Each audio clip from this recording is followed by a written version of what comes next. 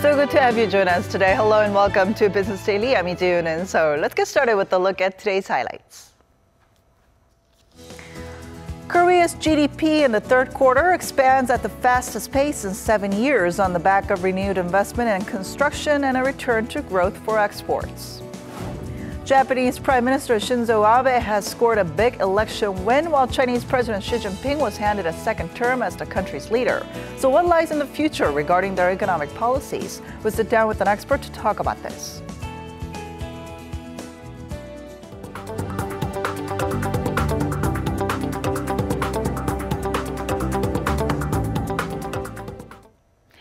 A positive report card for the Korean economy. The country's third quarter GDP expanded 1.4% on quarter, a rate of growth that hasn't been witnessed since the turn of the decade. Our Shin starts us off. South Korea's economy has posted its fastest growth in 7 years. According to the Bank of Korea, between July and September, the nation's gross domestic product shot up 1.4% from the previous quarter. It's the biggest increase since the second quarter of 2010, when quarterly growth marked 1.7%. Thanks to solid shipments of semiconductors, automobiles, and chemical products, overall exports rose 6.1% during the third quarter, a record not seen since the 6.4% increase logged in the first quarter in 2011. For Asia's fourth largest economy, exports account for some 40% of GDP, and the country has been enjoying on-year double-digit export growth for 9 consecutive months now.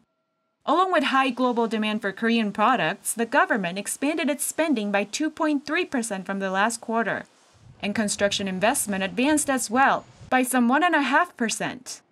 As local sales for non-durable goods like medical services and electricity edged up, private consumption growth also ticked up by 0.7%. Shin, Business Daily. A triple crown for Korean chipmaker SK hynix with its third quarter report card showing an all-time high in sales, net profit, and operating profit. The company says sales came in at $7.2 billion, while net profit was seen at $2.7 billion. The company's operating profit was tallied at $3.3 billion, a fourfold increase from its previous record high, which came in the previous quarter. SK hynix attributed the record figures to a 17% surge in DRAM memory exports and a 6% on-quarter rise in average unit prices. This was owed to high global demand for server products, with the firm hinting that rosy figures would continue in the near future. Samsung Electronics retained its position as the country's most valuable brand, with its value having doubled in 5 years. According to industry tracker Brand Finance, the tech firm's brand value stood at roughly $51.4 billion this year, up 12% compared to last year. It's also been named as one of the most valuable brands in India, beating other big names like LG and Sony. Brand Finance attributed Samsung's strong brand value to its record earnings posted this year, offsetting losses from its Galaxy Note 7 fiasco last year. In terms of Samsung's placing on a global scale, it was ranked as the world's 6th most valuable brand, followed by other tech firms like Google, Apple, and Amazon. Since the government's most recent measures to curb real estate speculation were announced on August 8th, the property has started to shrink. Our Elliot Kim tells us more. This real estate broker's office's main business is redeveloped apartments in the Gangnam area of Seoul. Since the announcement of the government's new household debt measures, the office has received less than half the number of purchase inquiries compared to before. In fact, most of the calls are from people who are asking how to handle the lack of funds in the future. Not that many people have the ability to pay for apartments in cash. According to the new lending rules, I have to check how much money they can get. Starting next year, new DTI ratio requirements will determine the principal amount and interest rate for all mortgage loans during the review process. People with multiple loans are effectively stuck, unable to secure further capital. Due to this, concerns of a real estate market cliff are mounting as demand continues to fall. Since the measures were announced on August 2nd, home sales nationwide have fallen 13% on month and 8% on year. Seoul's market has been hit especially hard, falling nearly 36% compared to a year earlier. If you consult landlords, in places where future demand will remain high, it's unlikely that a sudden plunge in prices will occur. However, observers fear the reduction in loan limits and guarantees may hurt the pre-sale market even harder, impacting construction companies as well. Other factors like rising interest rates and lower reconstruction profits are also expected to cause a market shift away from using loans to purchase properties. It is important to note that the new household debt measures won't go into effect until January, so their impact could be diminished if people can secure new loans before the year is up. Elliot Kim, Business Daily. Let's now get a check on how the markets fared here in Seoul on this Thursday. The Kospi turned to wrap up in negative territory, weighed down by heavy selling from retail investors. This despite good third quarter results by blue chip listings like Naver and SK hynix. At the closing bell, Korea's benchmark index closed down 0.48% at 2480.63. The tech-heavy Kosdaq also ended the day lower, falling 1.24% to finish at 680.61. On the foreign exchange counter, the Korean won strengthened to 1124.61 to the U.S. dollar. The bearish sentiment is being seen as a carryover from losses in Wall Street on Wednesday. Investor sentiment was bogged down by underperforming corporate earnings and a divided Republican Party that could derail U.S. President Donald Trump's tax reform plans.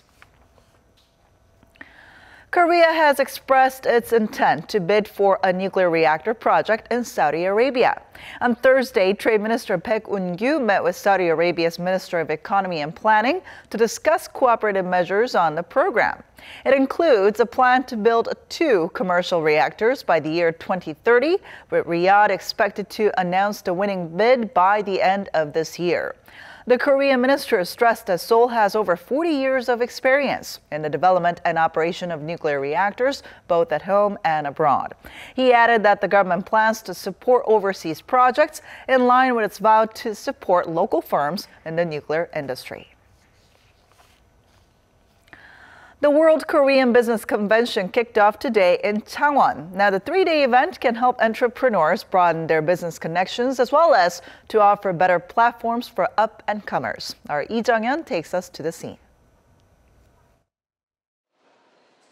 The 16th World Korean Business Convention is one of the biggest networking events for Korean businesses, bringing together around 3,500 Korean professionals from around the world. It opened on Wednesday in Changwon, a port city on Korea's southeastern coast, and President Moon Jae-in sent a video message to the opening ceremony congratulating the group. 창원에서 열리는 제16회 세계 한상대회 개막을 진심으로 축하합니다. 이번 한상대회가 참가한 기업들에게 새로운 비즈니스의 기회가 되고 우리 한민족의 경제 역량이 한 단계 도약하는 계기가 되길 바랍니다. The president added that he is especially interested in the branching out of young South Korean entrepreneurs onto the global stage and pledged that the government will offer more support for this cause. The convention includes networking seminars and events, as well as a job fair for those looking for opportunities with Korean-led companies around the world. Special lecturers include former United Nations Secretary-General Ban Ki-moon, as well as renowned business leaders such as LG Electronics Vice Chairman Cho Sung-jin and the CEO of Kakao, Im Ji-hoon. The convention will run for 3 days at the Changwon Exhibition Convention Center, with the closing ceremony taking place on Friday. Lee Jung-hyun, Business Daily. A public hearing on a possible amendment to the Korea-U.S. Free Trade Agreement will take place here in Seoul next month, shortly after President Donald Trump's 2-day visit. Seoul's Trade Ministry says the November 10th hearing is part of legal procedures the government must follow before holding talks with Washington. Officials say it will be an opportunity to gather opinions from both the public and experts in related fields, which will then be considered in the government's plan. Both Korea and the U.S. agreed earlier this month to begin the process of amending the 5-year-old pact following a request by the Trump administration. With Chinese President Xi Jinping's government turning over a new leaf, there's cautious optimism that relations between Beijing and Seoul will see better days ahead. President Moon Jae-in sent a congratulatory letter to his Chinese counterpart on Wednesday while expressing his desire to meet in the near future. Xi was re-elected as China's leader at the end of the 19th Communist Party Congress earlier that day. With the refreshed Xi government set to re-establish itself on the global stage, conditions for diplomacy is expected. Both U.S. President Donald Trump's visit to the region and the APEC summit in Vietnam will occur in November. A senior official from the presidential office of Cheongwade told the Yonhap News Agency that there are efforts on both sides to arrange a summit between Moon and Xi at the APEC meeting. China's ban on group tours to Korea could be coming to an end after a travel agency in China's Hebei province started advertising new packages to Korea earlier this week. The travel agency in question is linked to the Hebei provincial government and requested anonymity due to sensitivities over that issue. Tourism operators in China have stopped selling travel packages to Korea since March, but the company is expecting those prohibitions to end in the near future. Another official noted that the ban seems to be thawing, and the new advertisements from smaller travel agencies is a good sign for Chinese tourism to Korea. Chinese President Xi Jinping has kicked off his second term as the leader of the world's second largest economy after the 19th Party Congress wrapped up this week. Meanwhile, over in Japan, Prime Minister Shinzo Abe's landslide election victory has given his Abenomics economic policy a new lease on life. So, what changes await Asia's two largest economies under the two leaders? Let's take a closer look. China's GDP rose to 80 trillion yuan, or roughly $12.1 trillion over the past 5 years, while maintaining its position as the world's second largest economy. Chinese President Xi Jinping made these remarks in a report to the 19th Communist Party Congress, which wrapped up on Wednesday. Xi added that such rapid growth was made possible as structural reforms in China's economy has made further headway. In fact, according to a recent Reuters poll, China's economy is likely to expand 6.8% this year, topping the government's growth target. As for future goals for the economy, Xi said he plans to help exporting firms to achieve international quality standards and create a profitable domestic market as well. Meanwhile, over in Japan, Prime Minister Shinzo Abe's ruling party won a landslide victory in recent elections, making Abe Japan's longest-serving prime minister. Experts say although it's too early to tell whether Abenomics has been successful in reviving the local economy, Abe has also passed a number of reform measures that may improve growth from this year on. And to tell us more about this, Professor Kim Se-wan from Ewha Women's University joins us in the studio today. So good to see you. Pleasure to be here. So how would you assess Chinese President Xi Jinping and Japanese Prime Minister Shinzo Abe's economic policies up until now? I have to say that the two leaders' economic achievement is more than expected under difficult situations inside and outside. Chinese economy has lots of structural problems, but President Xi's government is maintaining successfully over 6% of economic growth. And Japanese economy is under recession from early 1990s, and previous governments, almost all policy actions did not work. But it is true that Abenomics is refreshing Japanese economy. Now, President Xi spoke of a new vision to develop a modern economy. Now, what does this mean for China as well as the global economy? China is located at the center of global manufacturing chain. China is largest producer in light industries like shoes and textiles, and heavy and chemical industries like automobiles and plastics. In addition, Chinese government wants to move forward by investing in high-value and high-tech industries like IT, bio, and softwares. Beijing is targeting at least a 17% investment increase in these key industries from now on. So that means altogether, Chinese companies and economy will competing with both of developed countries like Germany and US and underdeveloped countries like India and Vietnam. Now, what were some of the other keywords that popped out of the China's 19th Communist Party Congress? It is very interesting that President Xi emphasized Chinese own way socialism as a new philosophy in the new era. So the meaning of Chinese own socialism is that they are modifying traditional Marxism with the specific situations of China.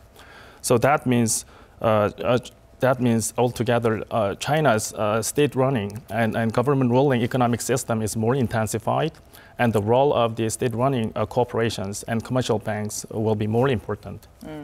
Now let's shift over our focus in Japan. Prime Minister Shinzo Abe's landslide election victory obviously made headlines around the world over the weekend. Now, with this win, what can we expect in terms of Abenomics and where it's headed from here on out? It looks to me that Prime Minister Abe's victory in the election is much related to North Korea's threat with atomic bombs and missile tests. Actually, it is too early to talk about the success of the Abenomics because Japanese economy is experiencing less than 1% economic growth over the last 3 years. So since Prime Minister Abe has a great win in the last election, it is pretty sure that he will intensify his Abenomics policies further. But then there are questions as to how long this Abenomics will last, especially when global central banks around the world are shifting toward tightening their monetary policies. Right. U.S. Federal Reserve decided to unwind quantitative easing from the last year, and it is also highly expected that they will hike the interest rate again in the middle of December. And also, European Central Bank's Chairman Mr. Draghi is saying the possibility of ending or exiting quantitative easing with higher inflations and recovering eurozones. If that continues, there is high possibility that Bank of Japan will reduce quantitative easing. But quantitative easing is one of the 3 arrows of Abenomics. There are 2 remaining arrows, which are active fiscal policies and structural reform. So these 2 remaining arrows will be more actively pursued. So while we keep our eyes on China and Japan, they're obviously 2 of our closest neighbors. So at this point, we're wondering, what can Korea do to, I guess, prepare for potential changes stemming from these 2 economies? Western media is saying that Korea is now surrounded by 2 strong leaders from Japan and China together. The meaning of strong here means that they are excessively pursuing national interest. So we will be facing more aggressive their military actions and more protective economic policies from these 2 countries. But these 2 countries are our 2 largest trading partners. So we have to review and renew and redesign our economic and political relations with these 2 countries. Redesigning and renewing at the same time. Right. All right. Thank you so much for coming in today. Thank you very much.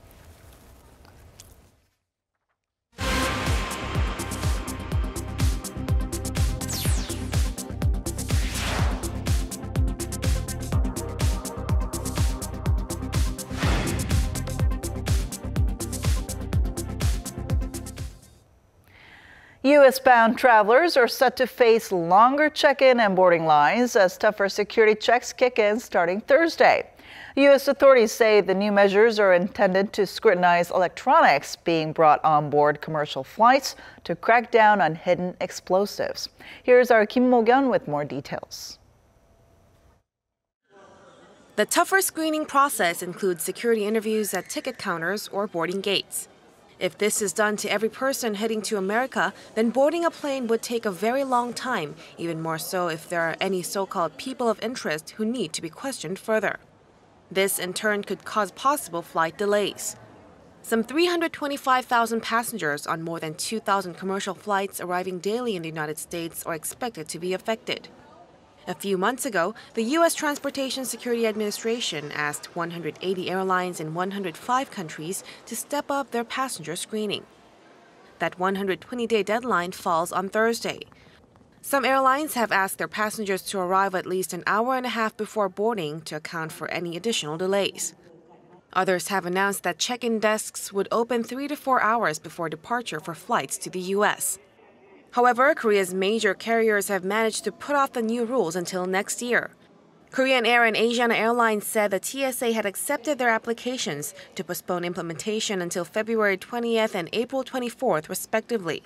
But passengers using low-cost carriers will be subject to tougher screening. Kim Mo-gyan, Business Daily.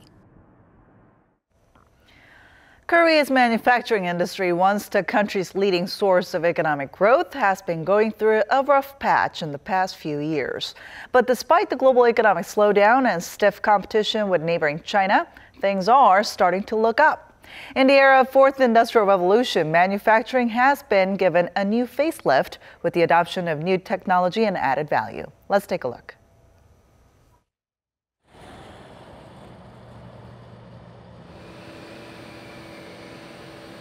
This manufacturer produces assembly panels for construction use with 4 continuous process machines in a floor space of over 6,000 square meters.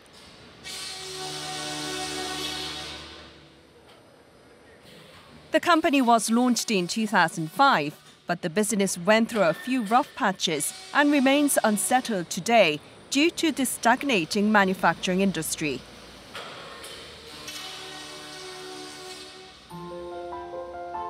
The industry has slowed down since the global recession and due to fierce competition from China. But now its importance is being highlighted again with the emergence of the Fourth Industrial Revolution. The foundation of manufacturing are casting, molding and heat treatment, crucial in making products for the Fourth Industrial Revolution. To achieve a more precise and effective manufacturing process, this company has implemented cutting-edge technology to automate their factory. We have installed an automated system to lower the hazard to workers. To overcome difficulties, we are also making efforts to develop new technology and diversify our products.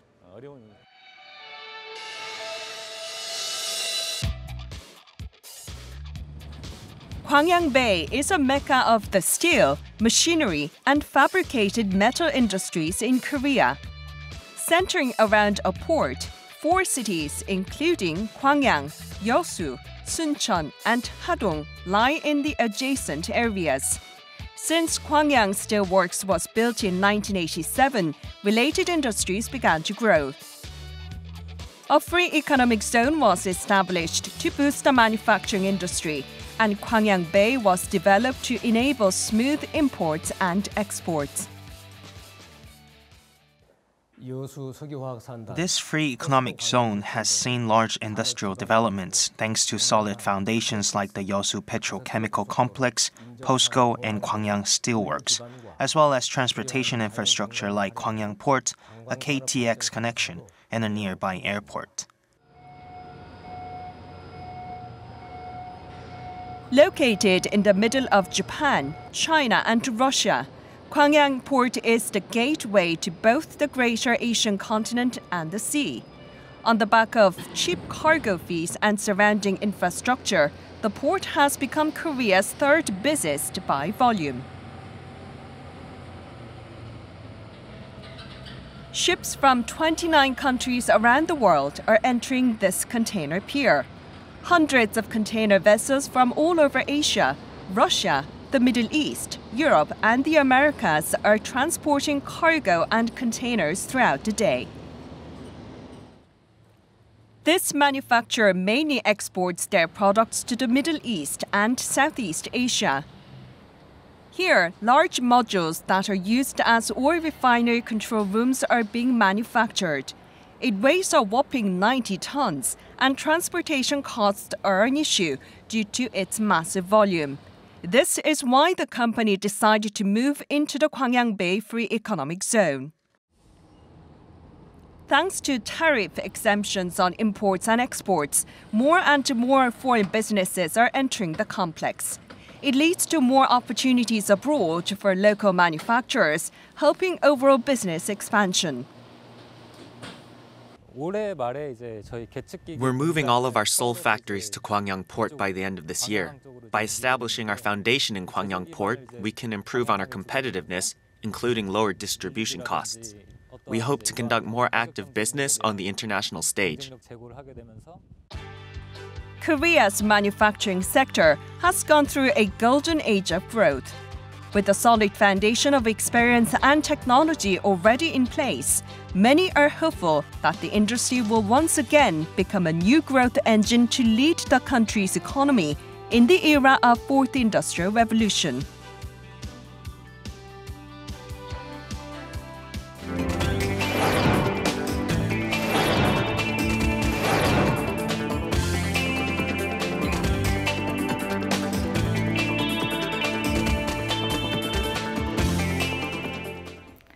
And that wraps it up for this Thursday. Thank you so much for watching. We'll be back tomorrow with more business news that matters to you. Until then, goodbye.